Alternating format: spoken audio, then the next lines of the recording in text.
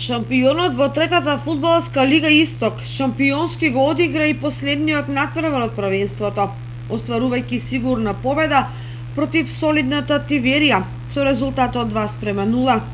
Жолто-сините беа надмокни во текот на целиот натпревар, иако гостите од време на време преку брзи контри го загрозуваа голот на Стојковски.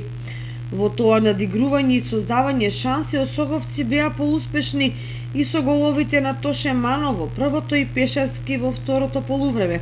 Практично ја потврдија освоената титула. За освоената титула во првенството Осогово доби 2 пехари. Едниот од градоначалникот на општина Кочани Љупчо Папазов, кој не дозволи да остане незабележан овој успех на младата и полетна екипа.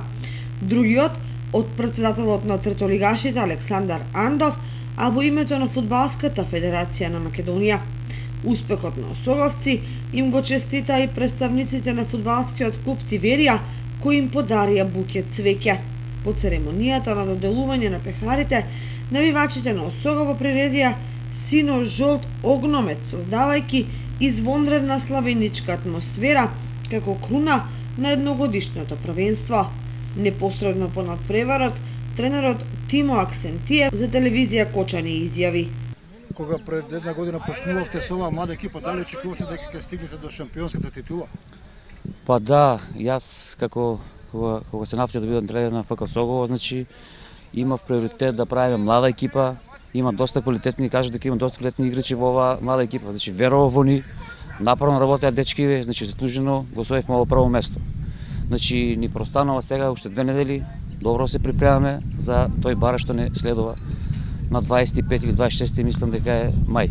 Прилично поздрела, але мислам дека ни недостуваат 2 квалитетни играчи, а тоа се Јован Дичинов и Филип Донев. Значи тие беа доста добри квалитетни играчи кои дава доста придонес во екипата на Осогово, но мислам на нивно место добро ги потпунивме со Марко Соколов и со Давид Митев. Наша цел беше да освоиме тоа прво место. Значи наша цел да ја зацртавме програмата, мислам, напорно работеат дечките. Голема благодарност до нив, значи голема благодарност до претставителот на клубот, до верните навивачи на Осогово и мислам дека на тој меч во баражот дека ние ќе видиме тие што ќе се радуваме.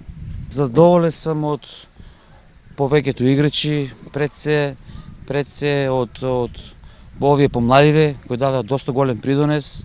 Значи голем хендикеп беше на почетокот на сезоната повредата на Тоше Манов кој се уште ја лечи и ја носи. Значи надаме се овие 10 дена, значи со него да работиме подобро и мислам дека ќе успееме во тој бараш дуел. Капитенот и гол гетар на Осогово Тоше Манов, кој во првенството постигна 32 гола, изјави: Каков пат поминавте за да освоите шампионската титула во третата фудбалска лига Исток? Па не многу тешко, имаше и падови, но се дигнавме како екипа и на крајот е добро, прво место, задоволни. Сега очекуваме следната недела, најверојатно ќе е ждрепката и очекуваме противникот и да се спремаме што можеме подобро. Сега целокупната спортска јавност во Кочани е во очекување на жребот на бараж на преварите за влез во втората лига, односно да се дознае противникот на Осогово. Еве ги резултатите од последното 22 коло. Брегалните сениори Вардарски 1:1, Рудар Малеш 3:1, Овче поле Дојранско езеро 5:0, Академија Тишина Облишево Спартмани 1:2 и Осогово Тиверија 2:0. На крајот Осогово освои 51 бод пред Овче поле со 44 и Тиверија со 35 бода.